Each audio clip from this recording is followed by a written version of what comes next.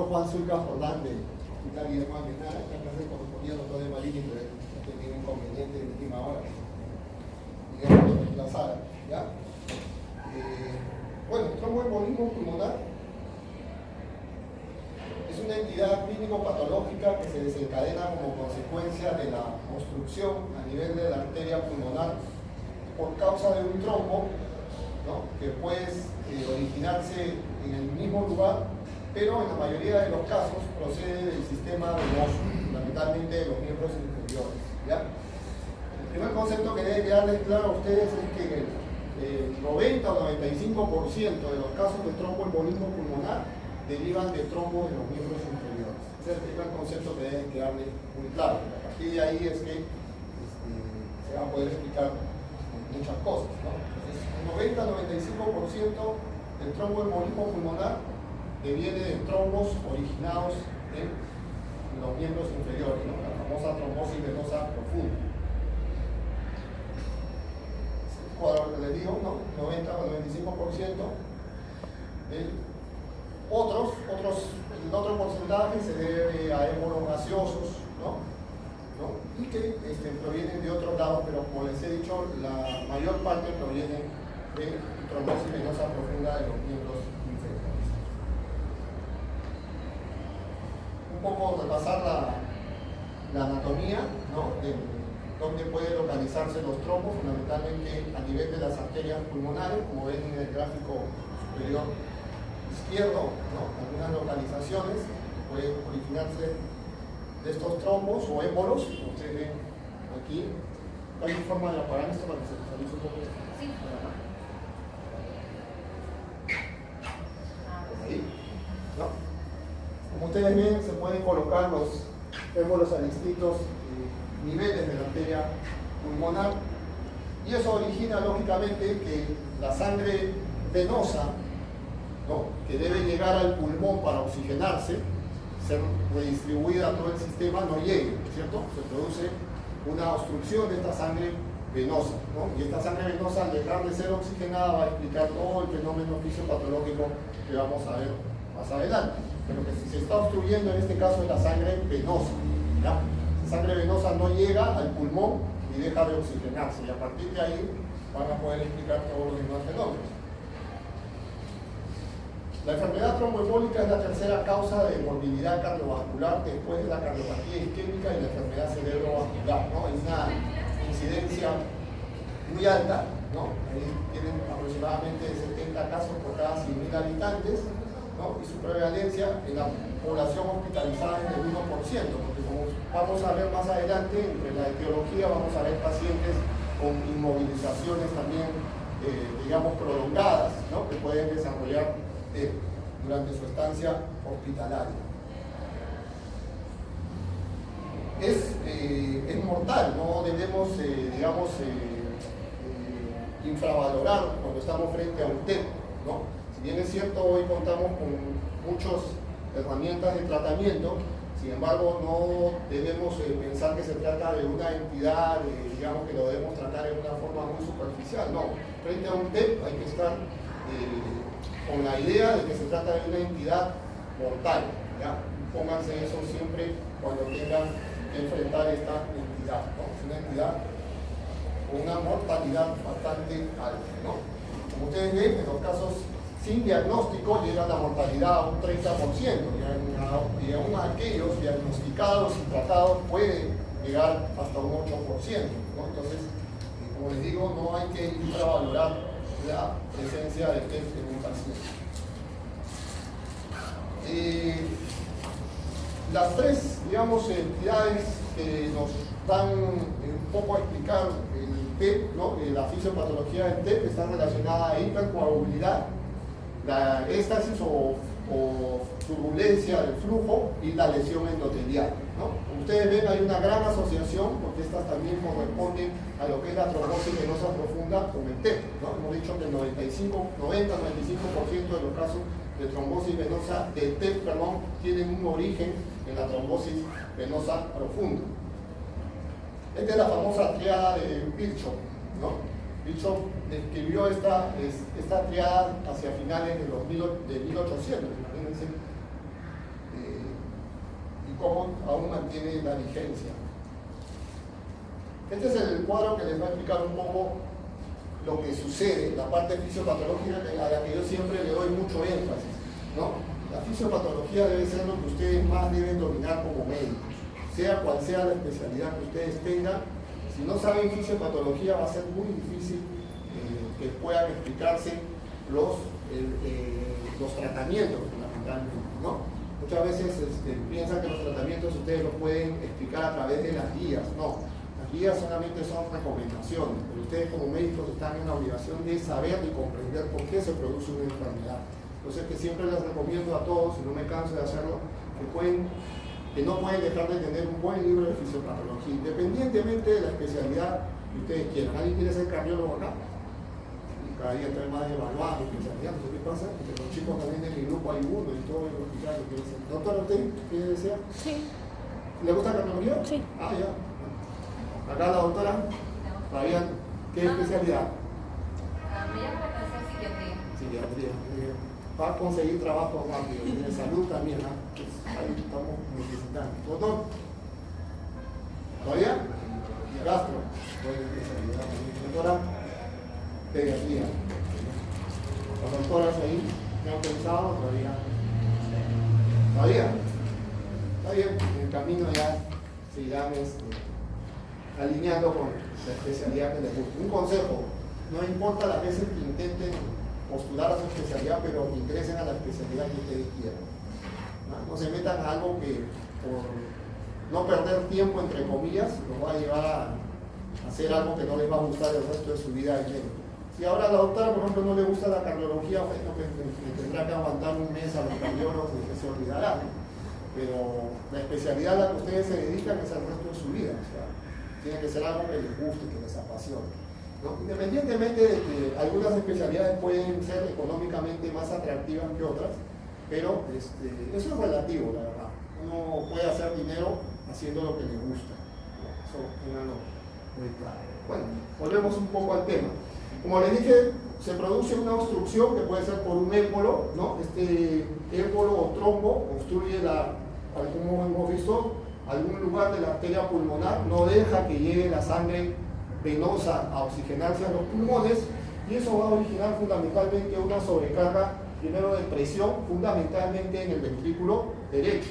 ¿Ya? Inicialmente las sobrecargas vienen a través del ventrículo derecho, ¿no? Esto origina una descompensación del ventrículo derecho, ¿no? Y comienza el ventrículo derecho a entrar en una disfunción, ¿no? Hay un incremento en el volumen del ventrículo derecho, hay un cambio en el septum, es decir, en el tabique que divide el ventrículo derecho y el ventrículo izquierdo, por la presión, por la sobrecarga de presión, el septum comienza a aplanarse o a desplazarse hacia la izquierda, es decir, comienza a irse sobre el ventrículo izquierdo. Y eso va a originar que el ventrículo izquierdo reduzca su distensibilidad, o sea, su capacidad de contracción. No sé si me dejo entender, ¿no?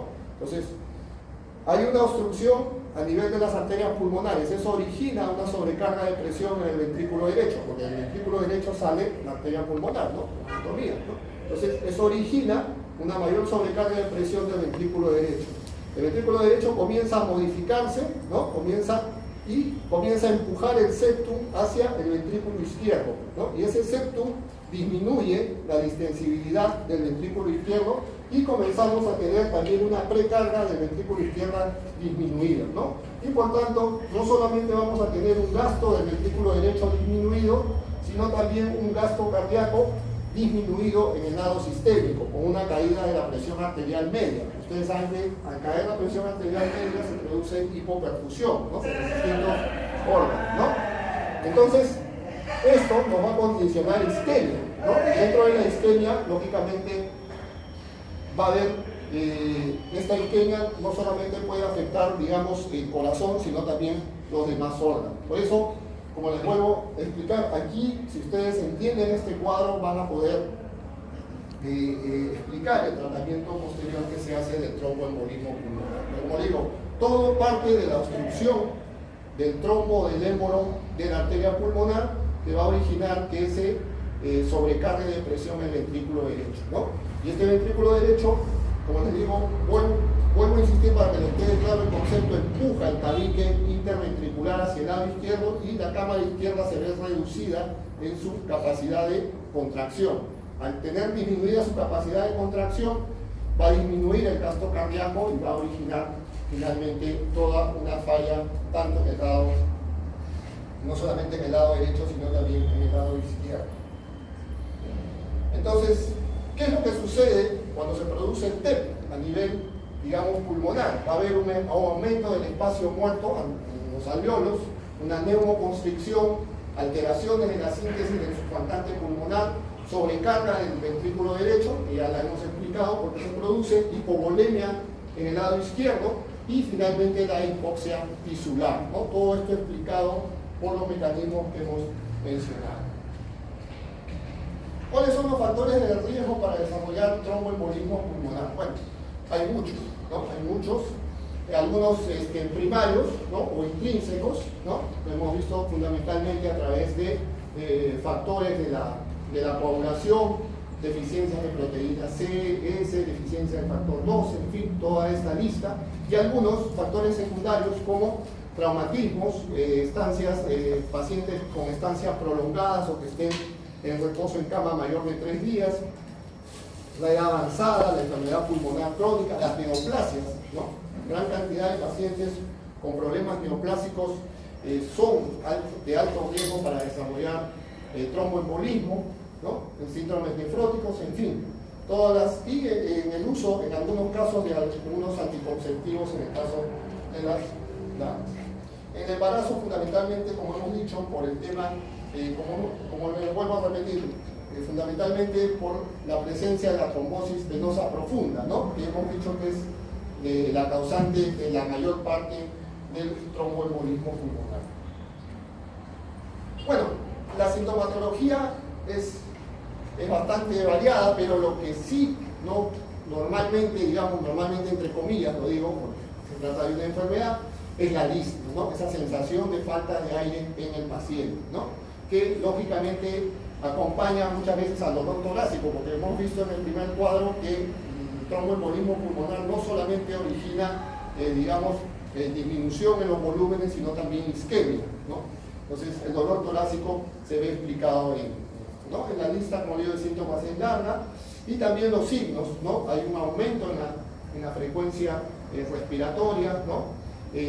Taquicardia, taquipnia, estertores, en fin, todo, y en los casos ya mucho más complicados podemos encontrar lógicamente síncope o shock.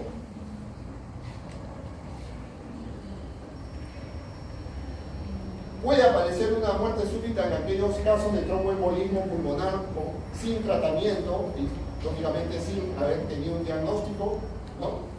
Y como les dije, no hay que menospreciar esta entidad porque es altamente mortal. En cuanto al diagnóstico, hay una serie de escalas que nos pueden valorar la posibilidad de tener un tromboembolismo pulmonar, ¿no? Hay una escala que se llama la escala de Wells, ¿no? Que ustedes revisan en su literatura, es una escala que tiene muchos años, pero que aún es de utilidad, ¿no? Y tiene las variables que ustedes aprecian ahí, los signos y síntomas de trombosis venosa profunda, le asignan 3 puntos, un diagnóstico alternativo menos probable que TEP, frecuencia cardíaca más de 100 por minuto, inmovilización por más de 3 días consecutivos o cirugía en las 4 semanas previas, trombosis venosa profunda o antecedente ya de tromboembolismo pulmonar previo, hemoptisis y la presencia de neoplasia. Todo esto, estas variables van con una puntuación asignada, ustedes hacen un cálculo, ¿no? De estas distintas variables, y si tienen una puntuación menor de 2, la probabilidad clínica de TEP es baja, intermedia entre 2 a 6 puntos, y alta si tiene por medio de la escala, sumando las distintas variables, más de 6 puntos. Hay otro sistema de puntuación, que es el sistema europeo, ¿no? También que tiene otras variables, ¿no? Aquí se considera la edad, igual los antecedentes previos de trombosis venosa profunda o de TEP, si hay cirugía con anestesia general o fracturas hace hace menos de un mes, las neoplasias activas, ¿no? O tratadas hace menos de un año, dolor unilateral, hemoptisis, frecuencias cardíacas, si son mayores a 95, iguales o mayores a 95 o inferiores a ella, ¿no? Y la presencia de dolor en miembros inferiores y de hematosis igual, ¿no? Se le asigna un puntaje, baja probabilidad de 0 a 3 puntos, intermedia probabilidad de 4 a 10 y alta probabilidad de TEP en mayores de 11 puntos. Cualquiera de las dos escalas, lógicamente, les da esta probabilidad límite. Los métodos diagnósticos, ¿qué debemos hacer? ¿Cuáles son nuestros métodos de ayuda diagnóstica en sospecha de TEP? Fundamentalmente el dímero D, ¿no? Pero el dímero D nos sirve como valor predictivo negativo, ¿ya? O sea, para alejarnos de la posibilidad de que exista el TEP. Es importante también la gasometría arterial, que hemos visto lo que sucede también fisiopatológicamente con la aparición de isquemia, por lo tanto debemos tener marcadores cardíacos, y hoy también nos sirven lógicamente los péptidos natriuréticos, ¿no? Que también deben ser dosados en este tipo de pacientes. Como le digo, el dímero D tiene un valor predictivo negativo, ¿no? Es decir, nos aleja de la posibilidad, no nos confirma diagnóstico, no nos sirve para confirmar diagnóstico, sino simplemente para alejarnos de la probabilidad clínica de que haya TEP. El electrocardiograma siempre es importante, aunque en casos de tromboembolismo pulmonar generalmente es solamente un 10 o 15% de pacientes con tromboembolismo pulmonar vamos a encontrar un patrón de EKG típico, ¿no? Que lo vamos a describir más adelante, ¿no? En cuanto a imágenes, la placa de tórax, ¿no? Los estudios de ventilación-perfusión, la arteriografía pulmonar, la ecodoppler de miembros inferiores, porque vuelvo a decir, ¿no? 95% de los casos de TEP provienen de trombosis venosas profundas, fundamentalmente de miembros inferiores, por tanto la importancia de la ecografía Doppler, ¿no? De miembros inferiores. Otros estudios, el ecocardiograma, que ustedes ya han tenido oportunidad de ver su utilidad, ¿no? En la medición de fracción de eyección, de las cavidades cardíacas, de poder valorar la función no solamente del ventrículo izquierdo, sino la del ventrículo derecho, que está seriamente afectada, como hemos visto en el TEP, ¿no? Y los estudios fundamentalmente de la angiotomografía. Este es, el estudio más importante que nos va a ayudar en la parte diagnóstica, ¿no? La angiotomografía.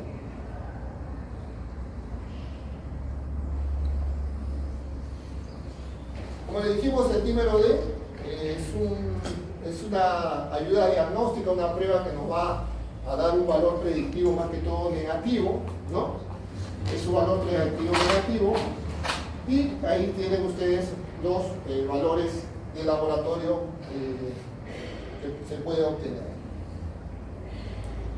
Valores menores a 500 microgramos por litro, ¿no? Nos permiten dar una posibilidad baja de pretest para TEP y permiten excluir prácticamente el tromboembolismo pulmonar. Como les dije, en el electrocardiograma no es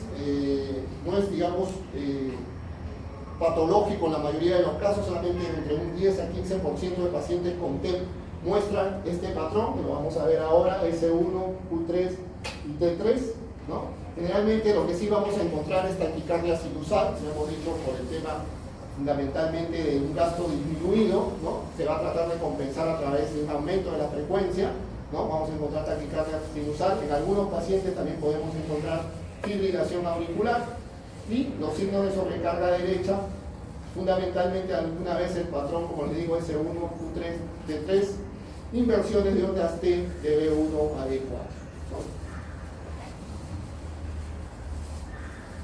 Aquí ustedes tienen el patrón que les decía, ¿no? En la derivada S en B1, ¿no? Una S profunda, y luego en la derivada 3 la presencia de una onda Q y de una inversión de la onda T, ¿no? Ese es el patrón al que nos referíamos en la imagen anterior, ¿recuerdan? Hablábamos de S1, Q3, T3, ¿no? Y eso es lo que está representado en la imagen inferior. Pero como les digo, normalmente, el patrón electrocardiográfico es en muy pocos pacientes que tengan tromboembolismo pulmonar, o sea, un 10 o 15%. La placa de tórax nos va a permitir, más que todo, acercarnos a otras probabilidades diagnósticas, ¿no? Las características son agrandamiento cardíaco, derrame pleural, elevación del diafragma, atelectasias, oligoemia, y hay dos signos, ¿no? Se pueden encontrar en algunos, como digo, no en todas las placas, que es el síntoma de Westmark, que es una oligoemia focal, y la joroba de Hampton, que es una opacidad basal pleural. Vamos a ver más adelante.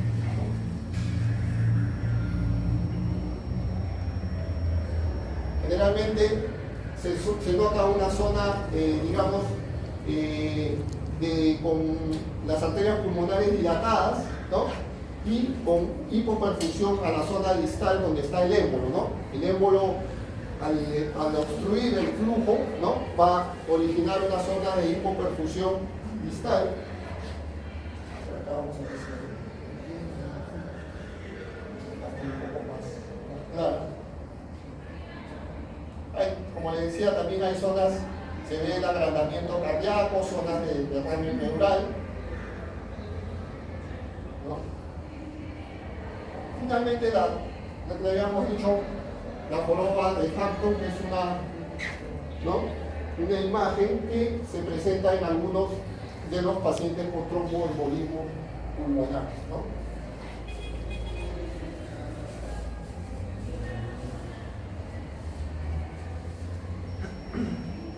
Dentro de nuestras ayudas diagnósticas habíamos mencionado no solamente el dímero D, la placa de tórax, sino también fundamentalmente el ecodoppler de miembros inferiores, ¿no? Es un estudio rápido y simple, ¿no? Con alta sensibilidad para los pacientes que tengan trombosis venosa profunda, ¿no?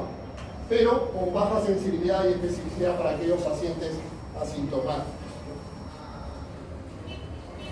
Este es el examen más importante que tenemos, que es la angiotomografía, ¿no? Es decir, nos va a permitir identificar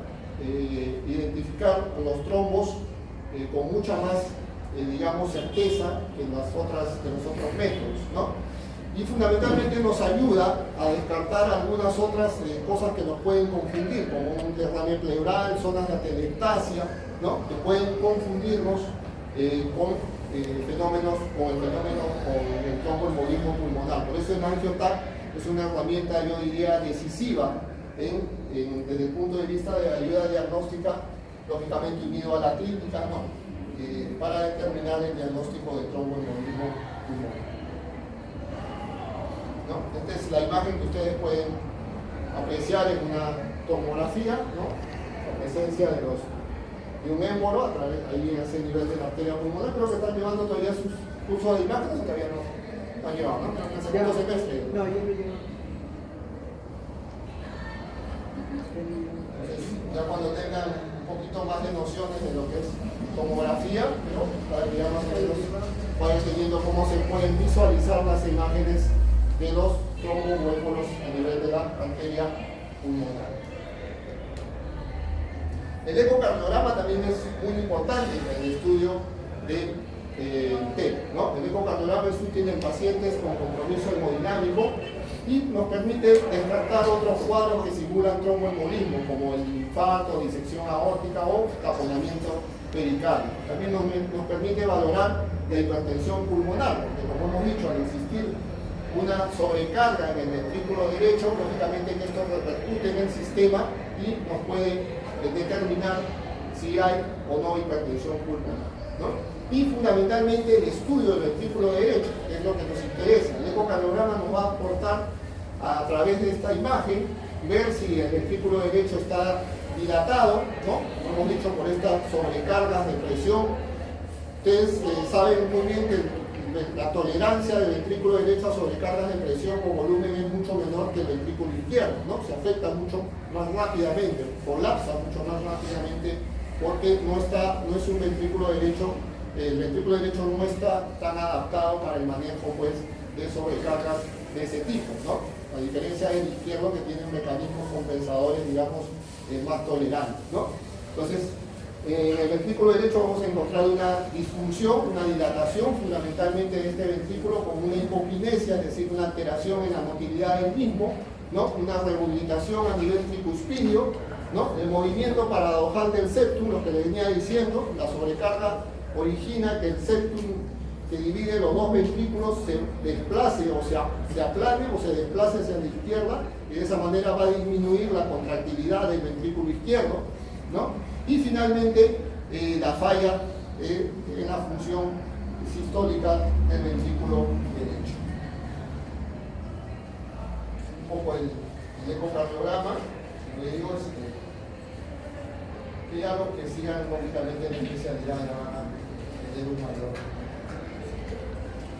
Bueno, tenemos también los estudios de angiografía pulmonar, que también son bastante efectivos, pero desgraciadamente son métodos muy costosos e invasivos, ¿no? Son muy costosos e invasivos. Y no nos da mucho aporte en los émbolos pequeños o muy distales. No lo podemos practicar lógicamente en pacientes que tengan algún problema de insuficiencia renal o en caso de embarazo. En esos casos nos tenemos que ir hacia la estudios de ventilación-perfusión, ¿no? Porque lógicamente pacientes con falla renal o en el embarazo no los podemos someter a este tipo de estudios con sustancias de contraste. Bueno, entonces habíamos explicado las escalas tanto de Wells como la escala de Ginebra, ¿no? Y ustedes pueden tomar cualquiera de las dos y en base a eso determinar la probabilidad, si se trata de una probabilidad baja o intermedia, ¿no? O alta, ¿no? Si tenemos probabilidades bajas o intermedias, hacemos el estudio del dímero D, que hemos dicho que nos da un valor predictivo negativo. Si el estudio es normal, bueno, nos descarta T. Si el estudio es con cifras altas de dímero D, debemos ir hacia una angiotomografía, ¿no?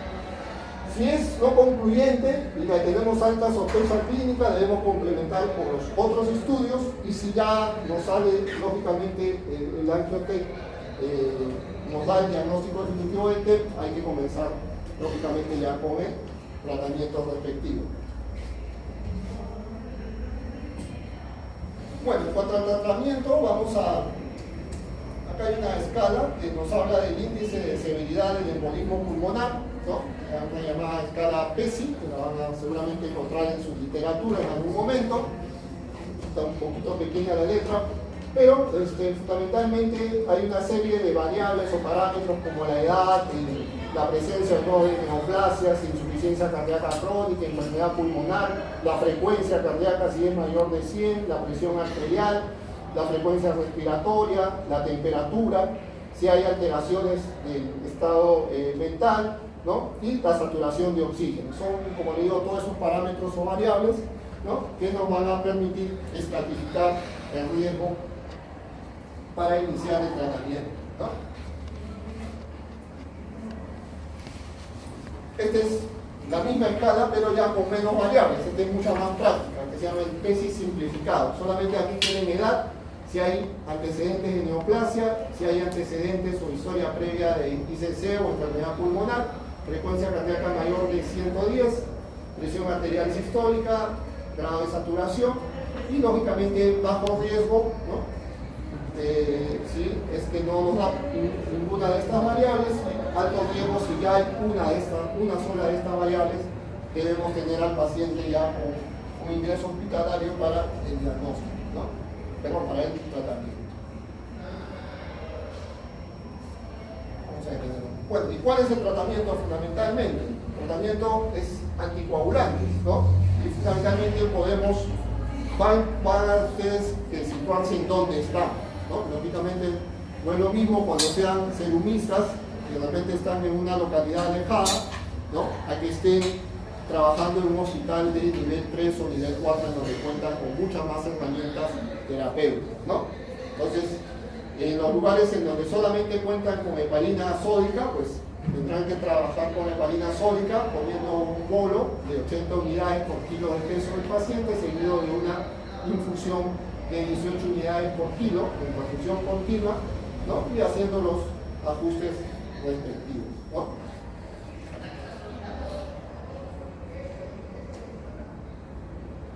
Tienen un poco el esquema. También pueden usar las heparinas de bajo peso molecular, ¿no? tienen la enoxaparina, ¿no? La oxaparina, en fin, que también nos pueden ayudar, lógicamente, los pacientes con enfermedad renal haciendo el ajuste de la dosis, ¿no? Uno de los que mejor el perfil tiene para estos casos es el de fondaparinux, ¿no? Pero si es que no cuenta con fondaparinux, también les puede servir la enoxaparina. Tenemos también la warfarina, ¿no? Que es el anticoagulante tradicional, pero solamente, digamos, su efecto se inicia aproximadamente al quinto día, por lo que se asocia a heparina durante los 4 primeros días para lograr los niveles de anticoagulación adecuada, ¿no? Y ya una vez que ustedes alcanzan un INR adecuado, ¿no? Entre 2 o 3 solamente ya se queda con la warfarina, pero los primeros 4 o 5 días tienen que poner heparina de bajo peso molecular más warfarina por día oral, hasta alcanzar el nivel del rango terapéutico de INR.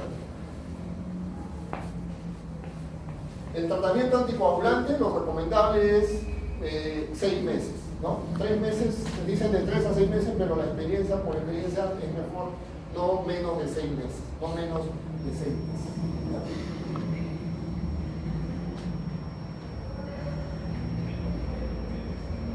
Han aparecido nuevos anticoagulantes orales, de repente ya ustedes han escuchado el dabigatran, ¿no? o el rivaroxaban, ¿no? Son anticoagulantes que tienen una serie de ventajas, no necesitan el monitoreo del INR, ¿ya? No necesitan el monitoreo del INR, ¿no? Son anticoagulantes que actúan algunos directamente sobre el factor 10A y otros sobre la trombina, directamente. Son los nuevos anticoagulantes orales, ¿no? Como le digo, tienen el dabigatran y la rivaroxaban, y que también tienen menos riesgo de sangrado, ¿no? Y que son de mucha utilidad.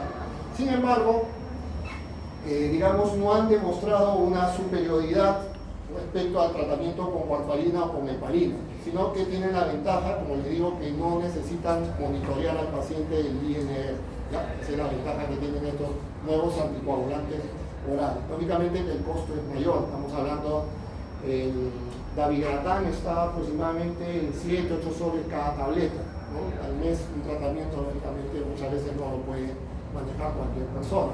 Han bajado, porque cuando recién empezaron el costo era mucho más alto, pero es bueno que ya tengan conocimiento, que digamos nuevos entre comillas, porque ya tienen un buen tiempo en el mercado, pero que tienen esas ventajas, ¿no?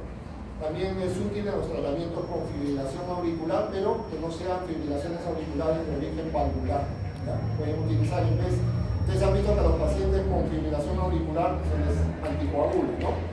También